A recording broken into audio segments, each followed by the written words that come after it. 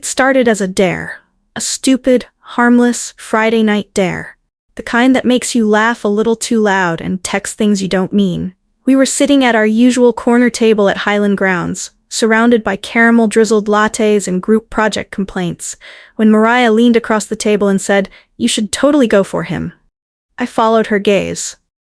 There he was, Ian Rudd, tucked into a corner booth, headphones in, tapping a mechanical pencil against a battered copy of Brave New World.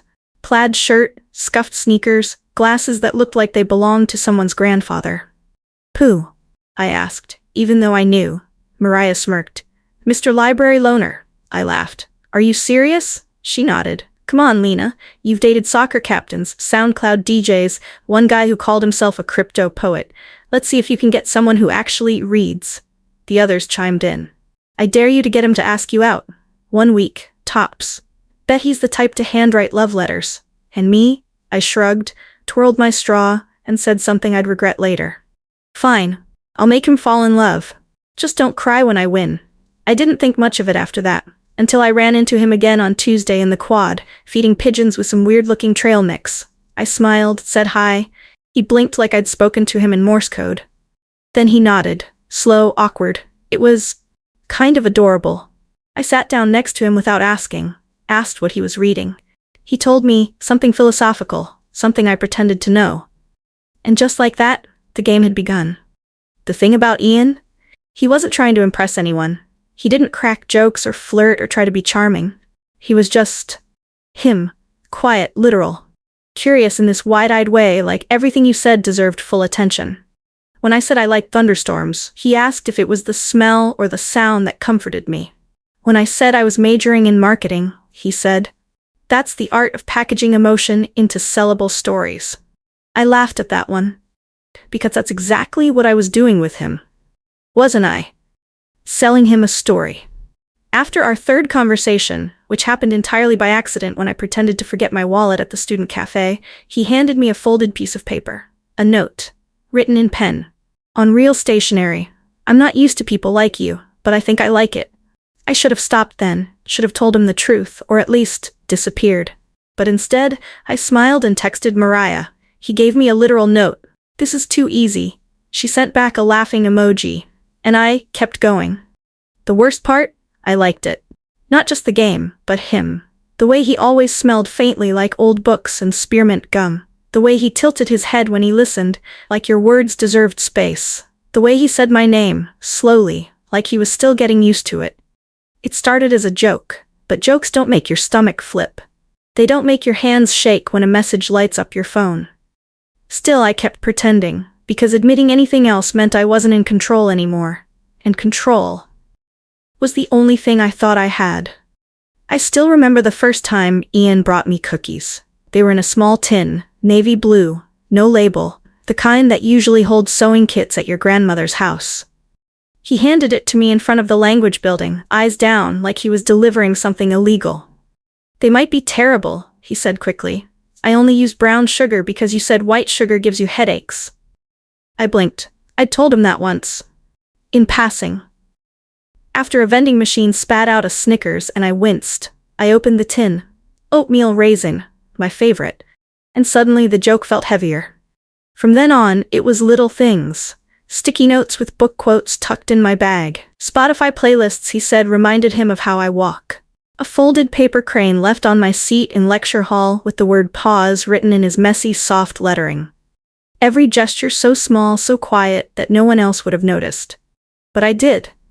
I noticed everything. Mariah teased me about it. "You're playing too well, babe," she said, sipping her iced coffee. "Don't tell me the nerd is growing on you." I laughed it off. But that night, I read the note he left in the back of a poetry book he loaned me. "You make noise in my silence, and somehow I don't want to be quiet anymore." And I read it again, and again. Until I fell asleep with it on my chest, like a paperweight pressing down on guilt I hadn't named yet. The worst part? I never told him to stop. Never said, "Hey, this isn't serious." Never said, "I'm not who you think I am." I just smiled. Blushed at the right times. Let him carry my bag. Let him walk me to class. Let him believe. Because it felt good to be adored. To be looked at like you were a discovery, not a project. And Ian? He saw me like I was made of first editions and wildflowers. One afternoon we sat on the campus lawn. I was half listening to him talk about a novel he loved, watching his hands move as he described character arcs. "I know I ramble," he said suddenly. "You can tell me to shut up."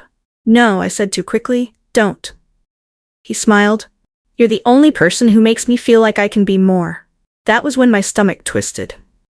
Because I realized he wasn't falling for a version of me. He was falling for me, or at least who he thought I was becoming beside him. And I didn't know how to tell him. I wasn't trying to become anyone. I was just trying to win a dare. My friends began to shift. A few stopped laughing when I brought up Ian. Mariah grew quieter. Emily, the most empathetic of us, finally said, "He's sweet, Lena, like, sincerely sweet. If you're not in it, maybe stop before you become the villain." I said I would, but I didn't, because I wasn't done feeling chosen. A week later, I opened my locker and found an envelope. Inside, a letter. Real paper, black ink, no email, no text. I've never known how to say things aloud without making them messy, but when I write, I feel like I can be honest without trembling. "You make me want to write. Every day. Just so you'll know that someone sees you, even when you're trying to disappear behind sarcasm. I don't want to rush you, but I'd wait for a yes, even if it takes a while." I read it 3 times, then folded it up, placed it in my wallet, and said nothing. Not yes. Not no. Just silence. Because a part of me wanted to believe I could grow into the person he thought I was. But a louder part still whispered, this was never supposed to be real. It was supposed to be a joke. All of it. That's what I kept telling myself as I followed Ian across the empty football field that night. The sky a soft smear of stars, the air sharp with early spring. He'd texted earlier that day, "I want to show you something before the semester gets too loud."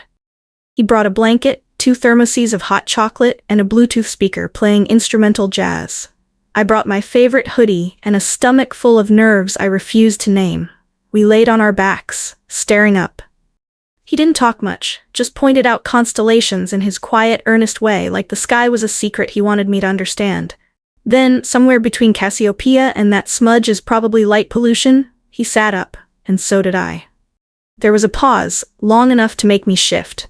He reached into his jacket pocket and pulled something out. A small black box. My heart stopped.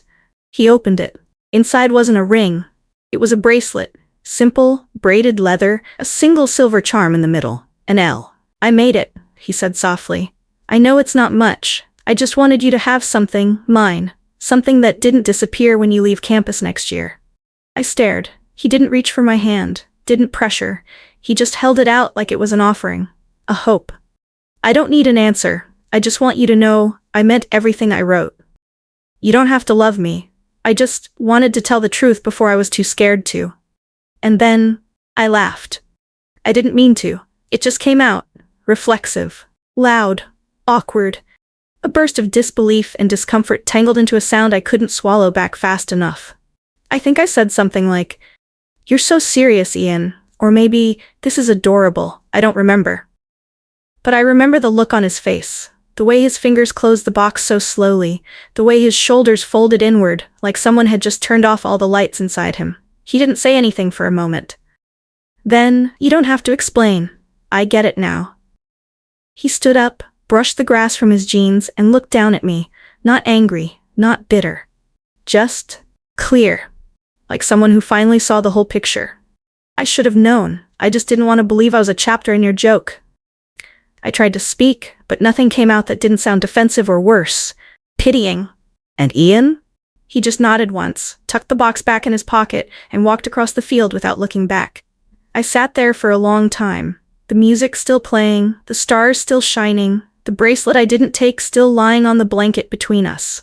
And all I could hear was the echo of my own laughter. How loud it had been. How wrong it had sounded. How final. I didn't text him that night. I told myself he needed space, that I'd explain tomorrow, that it wasn't that bad. But tomorrow came, and Ian didn't show up to class, didn't reply, didn't exist in the parts of campus he used to haunt like clockwork. I kept waiting for a message, for sarcasm, for anger, for anything that would make this easier to carry. But Ian didn't give me that. He just vanished, and I was left holding a bracelet I hadn't earned, sitting in silence I had created, trying to convince myself I hadn't broken anything. When deep down I knew, you don't need to break something with your hands to be the reason it shatters. Sometimes all it takes is laughing, when someone else was finally brave enough to be serious. Ian didn't come to class the next day, or the day after that. I kept checking the back row, his usual spot, notebook always open to a fresh page, pencil tucked behind his ear. But the seat stayed empty. After a week, I asked our professor if he'd dropped the course. She looked at me over her glasses. I believe Ian's transferred out of this section. I nodded. Right, okay, thanks. Transferred out, not failed, not ghosted. He'd removed himself, intentionally, cleanly, like a surgical cut. Mariah stopped texting me. So did Emily. Group chats that used to light up with memes and boy complaints turned silent. At first I thought it was just midterm stress, but then I walked into the library cafe and saw them at a table, laughing over smoothies. I waved. Emily glanced at me, then turned back to her drink. That was it. No confrontation. No how could you. Just a closed door I hadn't realized was already locked. A few days later I ran into Kyle, one of Ian's friends from the debate club. I didn't even know they were that close. He saw me in the hallway, paused and said, "You know, he really liked you." There wasn't anger in his voice, just disappointment. And something worse, resignation. I opened my mouth but he shook his head. You didn't have to feel the same, you just didn't have to humiliate him. And yeah, maybe you didn't mean to, but intent doesn't undo impact. Then he walked away. That stuck with me. Intent doesn't undo impact. I wrote it down in my notebook later, circled it, because no one was yelling at me. No one was subtweeting me or calling me out by name. But they didn't have to. The silence was worse. People I used to wave to in the dining hall now looked through me. My lab partner stopped volunteering for our shared sessions. The guy who always flirted with me after ethics class suddenly stopped saying hi. The world hadn't punished me. It had simply adjusted around me, like I wasn't worth the mess of addressing, like I'd proven exactly who I was, and no one felt the need to explain their absence. I started staying in more. Stopped checking the group chats, stopped wearing eyeliner, stopped pretending it didn't matter. Because it did. Not because I missed Ian, though I did, but because for the first time I realized I had been the villain in someone else's quiet little story. And not because I meant to be, but because I didn't stop being one when I had the chance. One night I found the bracelet in the bottom drawer of my desk, still in the box, still coiled perfectly. I took it out, held it in my hand. It was simple, braided black leather, the silver L charm still gleaming faintly under lamplight. I almost put it on, but that felt wrong, like trespassing, like taking something sacred and wearing it like costume jewelry. So I closed the box again.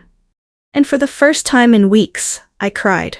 Not the kind of crying that's dramatic or performative, not the kind that looks good on bathroom tiles, just the quiet kind. The kind that leaks out while you're still trying to lie to yourself that you're fine. The kind that doesn't ask for comfort, only forgiveness. From a boy who no longer wanted to hear it. Later that night, I scrolled through Ian's social media. Everything was gone. Accounts deleted or locked. Pictures removed. No trace of us or him or anything he'd once offered me like pieces of his heart on paper. Just digital silence. And I deserved it. I did. Because here's the truth, no one tells you. Sometimes you don't need to be cruel to break someone. Sometimes all you have to do is laugh when they're finally brave enough to be vulnerable. And that laughter, that one instant, can echo louder than any insult ever could. It had been almost a month since I'd last seen Ian. No calls, no messages, no accidental hallway glances. The silence had stretched so long it stopped feeling loud. It just became the backdrop of everything. I started carrying myself smaller, like someone trying not to be noticed. Not out of shame exactly, but out of understanding that there are some things you don't get to walk away from clean. It was a Thursday when I found it. I was walking through the campus library, trying to avoid the main lounge where Ian used to sit, when a student worker came out of the lost and found office holding a stack of notebooks. One dropped near my feet. Black cover, worn corners. I picked it up without thinking, and froze when I saw the name on the first page, Ian Rudd. I should have handed it back. I should have dropped it in the return bin and kept walking. But I didn't. I slipped it into my bag and took it home. I sat cross-legged on my bed, staring at it for a long time before opening it. The first few pages were exactly what I expected. Debate notes, quotes from books, song lyrics written in messy cursive. But then, I found the letters. Not to anyone, just to himself, maybe. Or to me. He never said. But I knew. The tone was soft, confused, wistful. And then I found this one, written in pencil barely visible. She smiled like the sun was behind her teeth, and I wanted to be the warmth she carried. Another, I know she probably never liked me, but that doesn't make me regret loving her. You don't regret blooming just because the rain never came back. And then, I think what hurts most isn't that she laughed. It's that for a second, I thought she'd wear the bracelet. I put the notebook down, stared at the wall for what felt like hours, not crying, not breaking, just sinking. Because in his words, I saw who I had been, not from the outside, not from gossip or friends or whispers, but from someone who had looked at me with nothing but gentleness, and still walked away when he realized I wasn't who he hoped I was. I reread those passages for days. Not because they made me feel better, but because they made me feel real. Like the consequences weren't vague, or dramatic, or theoretical. They were human. Measured in quiet sadness and pencil handwriting, in unworn bracelets, in the absence of anger where most people would have left scorched earth. I never returned the notebook. I kept it. Maybe that makes me worse. But it felt like the only part of him that hadn't pulled away, the only thing I could hold without ruining again. At night I started leaving my phone off, stopped scrolling through social media for validation I no longer craved, stopped waiting for a message that wouldn't come. Instead, I started writing. In a new notebook, one without his name, just sentences, small ones. I think I finally understand what it means to be sorry, without asking to be forgiven. Some people are too soft to survive your sharpness, and that doesn't mean they were weak.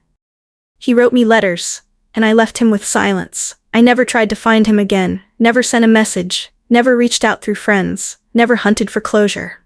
Because some doors, you don't knock on them once you've slammed them shut. But sometimes I wonder if he ever misses the jazz, the picnic nights, the way I teased him about how he held pens like paintbrushes. I wonder if he looks back on us as a mistake, or as a lesson, and if it's the latter, I hope I wasn't the kind that leaves you bitter. Just the kind that taught him where not to place fragile things again. I never told anyone, not my friends, not my roommate, not even my sister, who usually prees things out of me like old splinters.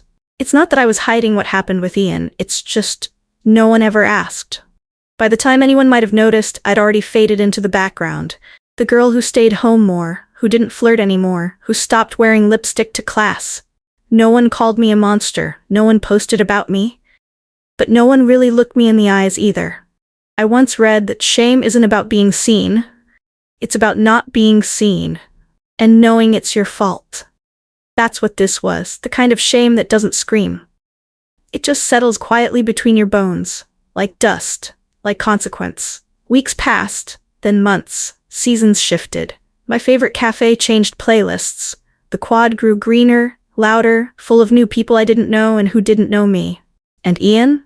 He remained a ghost. Not a haunting one, not even one I feared, just a quiet memory that didn't ask to be resurrected, but still sat in the corner of my room on certain nights, blinking slowly like a cat who'd once trusted you. One night in mid-April, I took out the notebook again. His notebook. I hadn't opened it in a while. There was one page I hadn't touched before, pressed near the back like a sealed envelope. It just said, "If I ever meant anything to her, I hope she never has to learn what it feels like to be a placeholder." That line gutted me. Not because it was cruel, but because it was so devastatingly kind. Because Ian never accused me of using him. He simply believed I had better things to do, that he was temporary, optional, background. And I let him believe that. Not because he was, but because I didn't want to admit he wasn't.